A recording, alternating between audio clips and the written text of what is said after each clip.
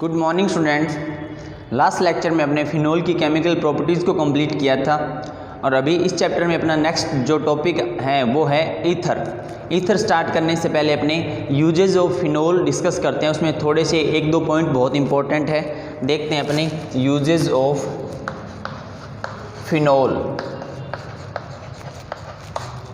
Phenol के उपयोग कि फिनोल जो है उसके क्या क्या उपयोग हो सकते हैं। सबसे फर्स्ट पॉइंट अपने बात करते हैं टू बेकेलाइट।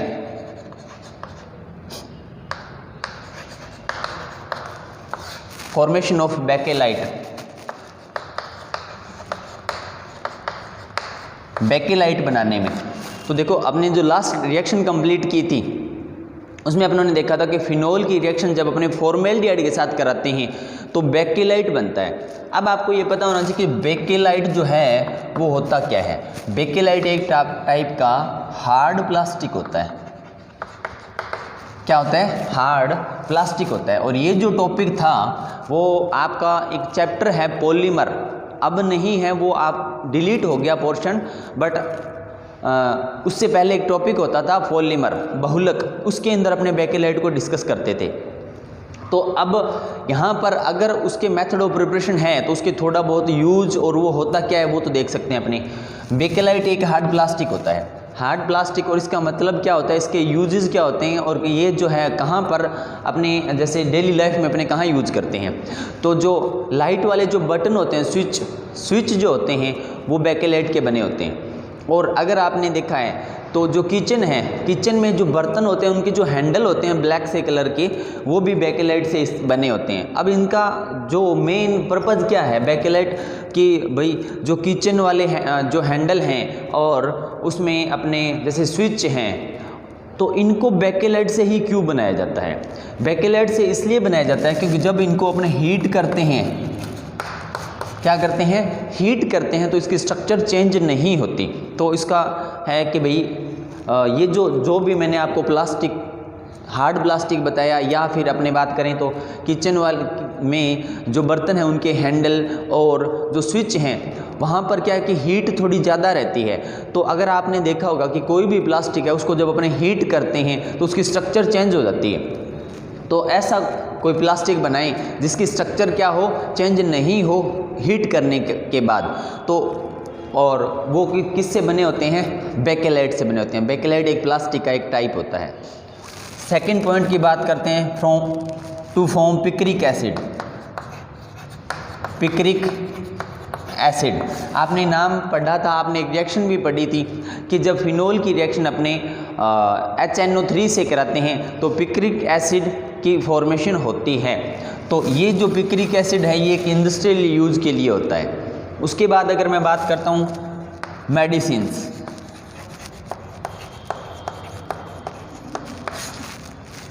फिनोल से बहुत सी दवाइयाँ बनती हैं, मेडिसिन्स बनती हैं। उसमें आपने जैसे एक एग्जांपल की बात करते हैं अपने एस्प्रिन, नाम सुना होगा आपने। एस्प्रिन का जो फॉर्मेशन होता है उसमें किसका यूज होता है? फिनोल का यूज होता है। तो देखो एस्प्रिन जो है वो कैसे यूज होती है, और आपने एक फिनोल की राइमर-टिमान रिएक्शन पर स्टडी की होगी, राइमर-टिमान कार्बोक्सिलेशन रिएक्शन, राइमर-टिमान कार्बोक्सिलीकरण अभिक्रिया। उसमें एक सैलिसिलिक एसिड बना था। क्या बना था? एसिड, सैलिसिलिक एसिड बना था। तो जो सैलिसिलिक एसिड है वो भी एक मेडिसिन यूज़ है, और ये एस्प्रिन है, ये देखते हैं अपने सैलिसिलिक एसिड को अपनों ने स्टडी कर लिया है। तो देखो फिनोल था OH, इससे यहाँ पर मैंने सैलिसिलिक एसिड बनाया था राइमर-टिमान रिएक्शन से, OHCOOH, ये सैलिसिलिक एसिड का फॉर्मूला होता है। ठीक है, तो ये कैसे बना था? राइमर-टिमान रिएक्शन हुई थी CCl4 + 4KOH। ठीक है, वो रिएक्शन मैं वहाँ तक नहीं करवा रहा क्योंकि वो हो चुकी है। ये है सैलिसिलिक एसिड। अगर मैं सैलिसिलिक एसिड की रिएक्शन कराता हूँ एसिटिक एनहाइड्राइड के साथ CH3COO C double bond O और CH3, किसकी? सैलिसिलिक एसिड की रिएक्शन किसके साथ कराएं? अगर अपने एसिटिक एनहाइड्राइड के साथ सैलिसिलिक एसिड की रिएक्शन कराते हैं तो ये जो OH है वो रिमूव हो जाएगा इसके साथ, मतलब ये दोनों मिलकर CH3COOH एक तो ये बना लेंगे। इस रिएक्शन में क्या क्या बनेगा, CH3COOH एक तो ये बना, प्लस क्या बनेगा, अब देखो COO और CH3 ये इस बेंजीन रिंग पर जहाँ से OH को हटाया है वहाँ पर लग जाता है। तो देखो फॉर्मूला बनाते हैं अपने, एक COOCH3 और ये है COOH। ये जो फॉर्मूला है ये होता है एस्प्रिन का। किसका फॉर्मूला होता है, एस्प्रिन। एस्प्रिन एक पेन किलर टैबलेट होती है, आपने नाम सुना होगा, ऐड देखी होगी टीवी में, डिस्प्रिन आपने नाम सुना होगा। वो एक टैबलेट है, दवाई का नाम है, बट उसके अंदर जो कंपोनेंट होता है वो कौन सा होता है, एस्प्रिन होता है। एक पेन किलर है, टीवी में ऐड भी आती है, दर्द का अंत तुरंत, डिस्प्रिन, है ना। तो वो है ये क्या कि ये है एस्प्रिन का फॉर्मूला। तो आपने ये ध्यान रखना है, फिनोल का यूज है ये, ठीक है। ये अपना टॉपिक कंप्लीट हो गया फिनोल। अब अपने नेक्स्ट टॉपिक स्टार्ट करते हैं, और नेक्स्ट जो टॉपिक है वो है अपना ईथर। देखो स्टार्ट करने जा रहे हैं, अपने लास्ट टॉपिक बचता है ईथर। आप साथ साथ होमवर्क कंप्लीट कीजिए।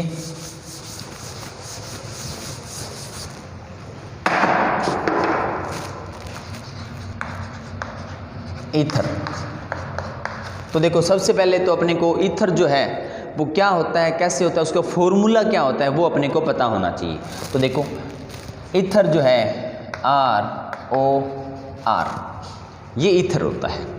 यहाँ पर जो R है ये है एल्काइल ग्रुप, एल्किल समूह है, एल्किल समूह है, ठीक है। अब अगर मैं ऐसे करता हूँ कि R जो है उसको रिमूव करके AR ले लूँ, R को रिमूव करूँ और उसकी जगह मैं क्या ले सकता हूँ, AR। अब ये R है, ये तो क्या है, एल्किल समूह है, और AR है, ये है एरिल समूह, एरिल ग्रुप। अब देखो ये भी ईथर का फॉर्मूला है। अगर मैं ROR लेता हूँ वो भी ईथर है, ROAR लेता हूँ वो भी ईथर है, और अगर मैं दोनों साइड AROAR मतलब दोनों साइड में कौन से ग्रुप लगा दूँ, AR एरिल ग्रुप लगा देता हूँ। एरिल कौन सा होता है, benzene ring, phenyl group C6H5O और बेंजीन, ये और ये क्या है, दोनों सेम है। तो ये सभी जो अपनों ने स्ट्रक्चर अभी बनाई है वो है ईथर। क्या होती है, किसका फॉर्मूला, ये ईथर का फॉर्मूला। अब देखो अपने बात करते हैं इसके क्लासिफिकेशन की, इसका वर्गीकरण। तो इसको 2 टाइप में क्लासिफाइड किया गया है ईथर। क्लासिफिकेशन देखते हैं अपने। अब जो फर्स्ट टाइप है वो है सिंपल ईथर, सरल, सिंपल ईथर या सरल ईथर। और जो सेकंड टाइप है वो है मिक्स्ड ईथर, या इसे बोलते हैं मिश्रित ईथर।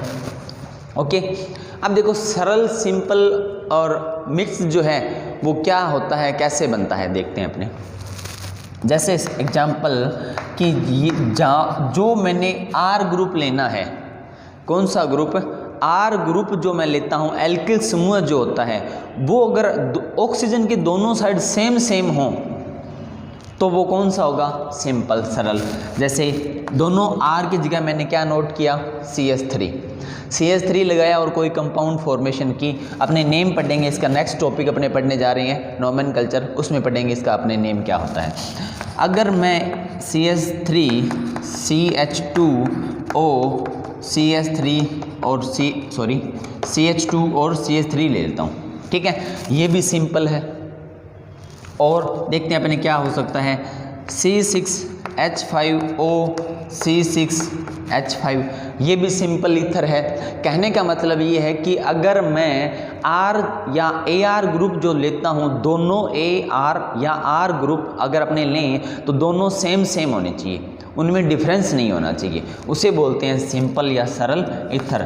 C3H7O और C3H7 अपने ले सकते हैं, या अपने क्या यूज कर सकते हैं, देखो C4H9O C4H9 यूज कर सकते हैं। तो ये जो भी अपनों ने ईथर बनाया है वो सभी जो फॉर्मूले हैं वो कौन से ईथर के हैं, सिंपल ईथर या सरल ईथर बोलते हैं इसे। सेकंड पोर्शन देखते हैं अपने। अब आपको ये पता चल गया होगा कि सिंपल जो है उसको अपने थोड़ा सा चेंज करें कि मतलब R और AR जो ग्रुप अपने यूज़ कर रहे हैं वो दोनों ग्रुप अगर अपने डिफरेंट ले लेते हैं, अलग अलग ग्रुप लेते हैं, जैसे एग्जांपल CH3O CH2 CH3, ये दोनों हो गए। मतलब दोनों साइड जो ग्रुप लेंगे वो सेम लेंगे, तब तो क्या होगा, सिंपल ईथर। और अगर अपने डिफरेंट लेते हैं वो क्या होगा, मिक्स्ड ईथर। ओके, और देखते हैं अपने CH3 CH2O और CH2 CH3। देखो यहाँ पर इधर जो नंबर ऑफ कार्बन या कार्बन परमाणु की संख्या 1 है, इधर कितने हैं 2, इधर 2, इधर कितने हैं 3 है। ठीक है, या अपने और कौन सा एग्जांपल ले सकते हैं, एक साइड AR ले लिया और दूसरी साइड अपनों ने R ले लिया, मतलब अपने CH3 ले लिया। ठीक है, तो ऐसे कोई भी एग्जांपल लेते हैं अगर अपने, जिसमें ऑक्सीजन एटम जो है उसके दोनों साइड जो बॉन्ड होने वाले, बंध बनाने वाले जो भी एल्काइल ग्रुप या एरिल ग्रुप होते हैं वो अगर डिफरेंट लेते हैं वो होता है मिक्स्ड ईथर। कौन सा ईथर होता है, मिक्स्ड ईथर होता है। और देखते हैं अपने एग्जांपल, जैसे CH3 CH2 CH2O और दूसरी साइड अपने क्या ले सकते हैं, CH2 और CH3। तो ये जितने भी एग्जांपल अपन ने डिस्कस किए हैं वो कौन से हैं, इधर नंबर ऑफ कार्बन एटम कितने हैं 3 और इधर कितने हैं 4, इधर कार्बन परमाणु की संख्या 3 है और इधर कार्बन परमाणु की संख्या कितनी है 4 है। ओके, तो ये था अपना इसका क्लासिफिकेशन। अब इसे 2 टाइप में क्लासिफाइड किया गया, कौन सा, सिंपल और मिक्स्ड ईथर। ओके, अब अपन डिस्कस करते हैं इसके नेक्स्ट टॉपिक और वो है नोमेनकल्चर, नामकरण, कि ईथर जो है उसका नोमेनकल्चर कैसे किया जाता है, इसके जो नेम होते हैं वो किस टाइप से डिस्कस करेंगे अपने, देखते हैं अपने भी इसको। अपने जो नोमेनकल्चर में 2 टाइप से नेम स्टडी करेंगे और कौन से। फर्स्ट पोर्शन होगा इसका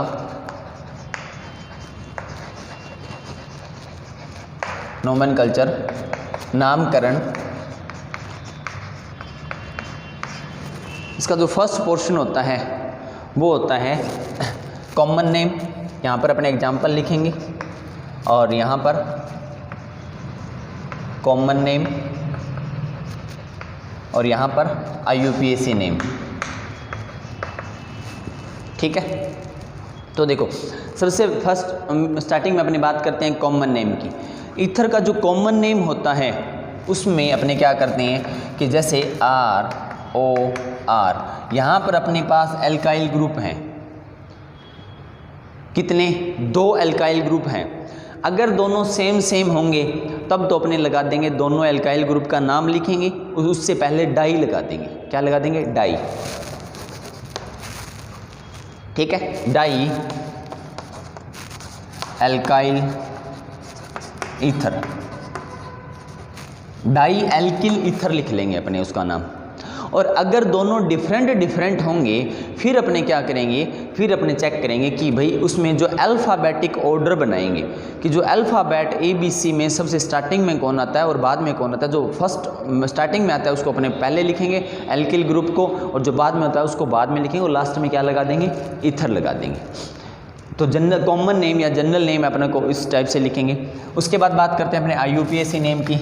तो ROR जो होता है, अब देखो उसमें यहाँ पर अपने पास R है, कितने 2, और एक क्या है, ऑक्सीजन एटम। तो अपने क्या करेंगे, ऑक्सीजन एटम को एक R के साथ मिलाकर इसका नेम लिखते हैं एल्कोक्सी। क्या लिखते हैं, एल्कोक्सी। और जो अपने पास एल्किल ग्रुप रिमेनिंग है अभी तक, शेष जो बचा हुआ है, उसको लिखते हैं अपने एल्केन की फॉर्म में। किसकी फॉर्म में लिखते हैं, एल्कोक्सी एल्केन। अब जो ईथर है उसका पूरा नेम क्या हो जाएगा, एल्कोक्सी एल्केन हो जाएगा। ठीक है, तो यहाँ पर अपने नोट कर लेते हैं कि IUPAC जो नेम होता है उसको अपने लिखते हैं एल्कोक्सी एल्केन के फॉर्म में। ओके, अब देखते हैं अपने, ऐसे तो समझ में नहीं आएगा, अपने एग्जाम्पल करते हैं फिर पता चलेगा कि क्या हो रहा है, कॉमन नेम क्या होता है, IUPAC नेम क्या होता है। ठीक है, तो देखो अपने फर्स्ट एग्जाम्पल की बात करते हैं, CH3O CH3। ये जो ईथर है उसका सबसे स्टार्टिंग और सबसे स्मॉलेस्ट कंपाउंड है, मतलब सबसे प्रारंभिक और सबसे छोटा जो यौगिक है वो ये होता है ईथर का। ठीक है, अब इसका अपने नाम लिखेंगे, यहाँ पर ये सामान्य नाम कॉमन नेम लिखेंगे। CH3 ग्रुप को क्या बोलते हैं, मैथिल। क्या बोलते हैं, मैथिल। तो इसका नाम क्या हो जाएगा, दो बार है ये, तो डाई मिथाइल या मैथिल ईथर। ठीक है, ये ऐसे हो जाएगा। क्यों, क्योंकि यहाँ पर CH3 ये सिंपल ईथर है। सिंपल ईथर है मतलब दोनों जो R ग्रुप अपनों ने ऐड किए हैं वो दोनों क्या है, सेम है। तो अब देखो अपने इसका नेम क्या नोट किया, डाई मिथाइल ईथर। अगर मैं इसका IUPAC नेम नोट करता हूँ तो अभी मैंने आपको बताया था कि इस ग्रुप ऑक्सीजन के साथ जिस एल्किल ग्रुप को ऐड करेंगे उसका नेम लिखना है अपनों ने एल्कोक्सी के फॉर्म में। किस फॉर्म में लिखना है, एल्कोक्सी की फॉर्म में लिखना है। तो देखो कैसे लिखेंगे, अब ये जो है O और CH3 के साथ लग गया O। ठीक है, तो इसका नेम क्या हो जाएगा, मैथोक्सी। CH3 का नेम, O का नाम क्या हो जाएगा, मैथोक्सी। और इधर लास्ट में क्या बचा हुआ है, CH3। नंबर ऑफ, अगर अपने ये एल्केन कैसे लिखेंगे कि यहाँ पर जो कार्बन एटम है तो 1 है, 1 कार्बन एटम वाला जो एल्केन कंपाउंड होता है वो होता है मेथेन। ये आपको पता है, सब अच्छे से जानते हो आप। तो इसका नेम क्या हो गया, मैथोक्सी। ऐसे लिखना है इसको, यहाँ पे लिख लेते हैं मैथोक्सी मेथेन। ठीक है, और सेकंड एग्जांपल चेक करते हैं अपने, CH2O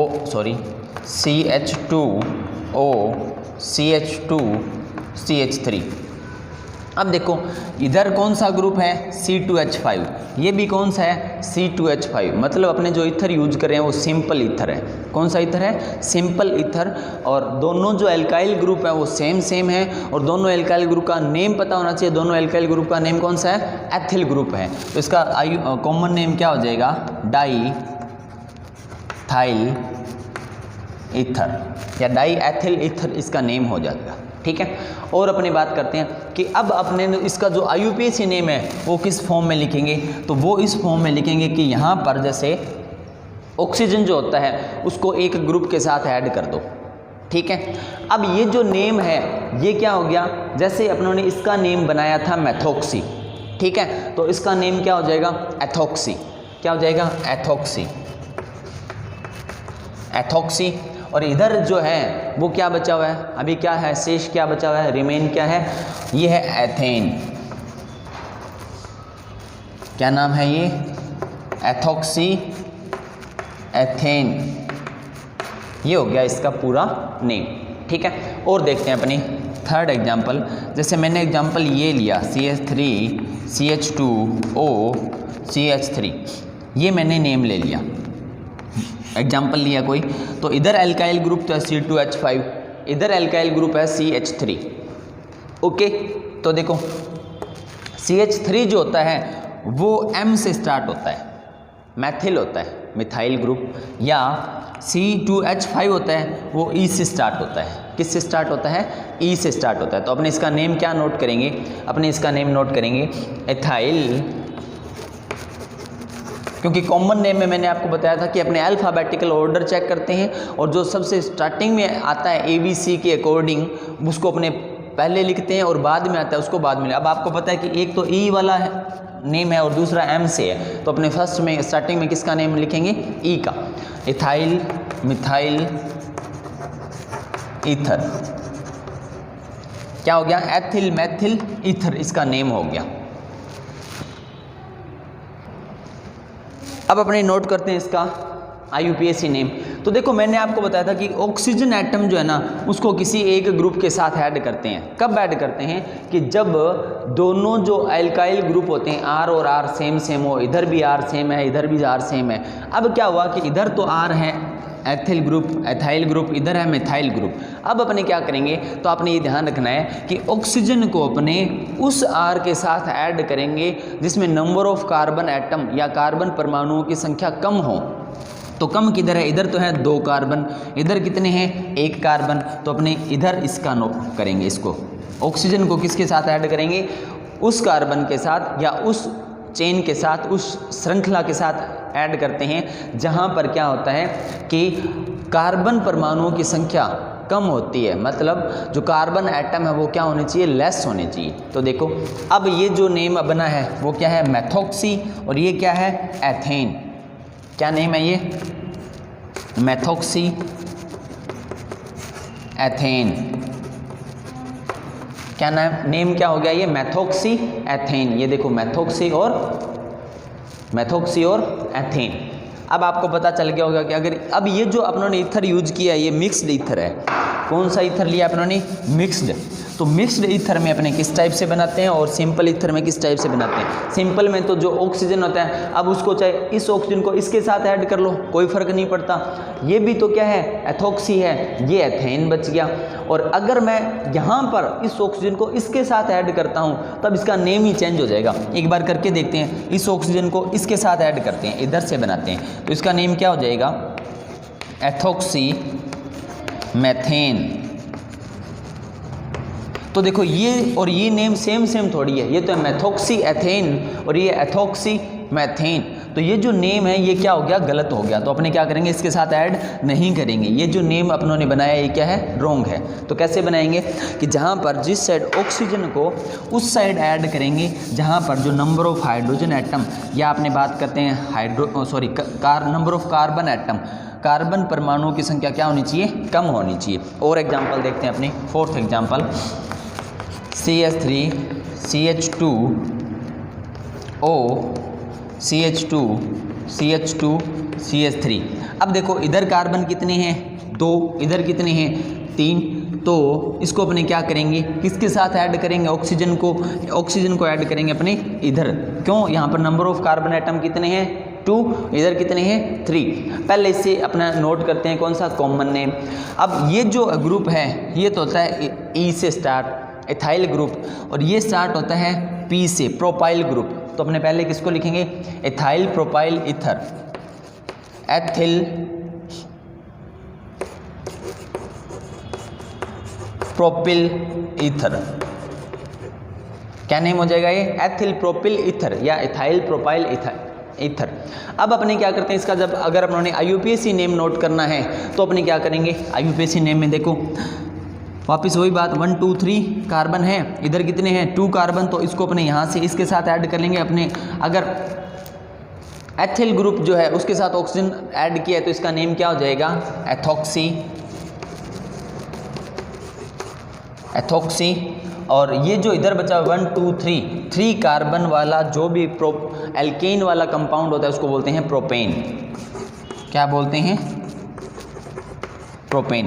तो ये हो गए इसके कॉमन नेम और IUPAC नेम। आप लोगों को अगर और भी नेम मिलते हैं जहाँ भी अपने डिस्कस करेंगे तो उसका नेम आपको पता होना चाहिए, प्रैक्टिस कीजिए।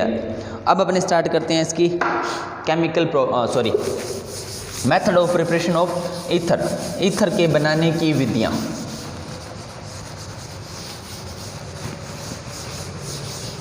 और आपको पता है कि जब अपने method of preparation of ether या कोई भी किसी भी जो कंपाउंड है उसका मेथड पढ़ते हैं तो उससे पहले अपने क्या करते हैं? एक चार्ट की फॉर्मेशन करते हैं, चार्ट बनाते हैं अपने। और वो क्या है? देखो method of preparation of ether. तो देखो method of preparation of ether, chart बनाते हैं अपने, और वो क्या है देखते हैं अपने। सबसे फर्स्ट जो अपने मेथड पढ़ेंगे वो पढ़ेंगे लेबोरेटरी मेथड। सेकंड जो मेथड होगी वो होगी इंडस्ट्रियल,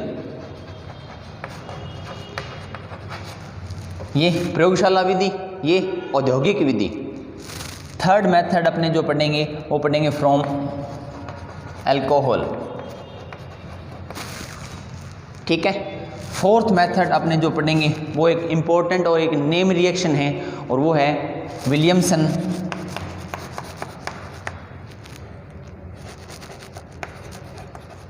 सिंथेसिस।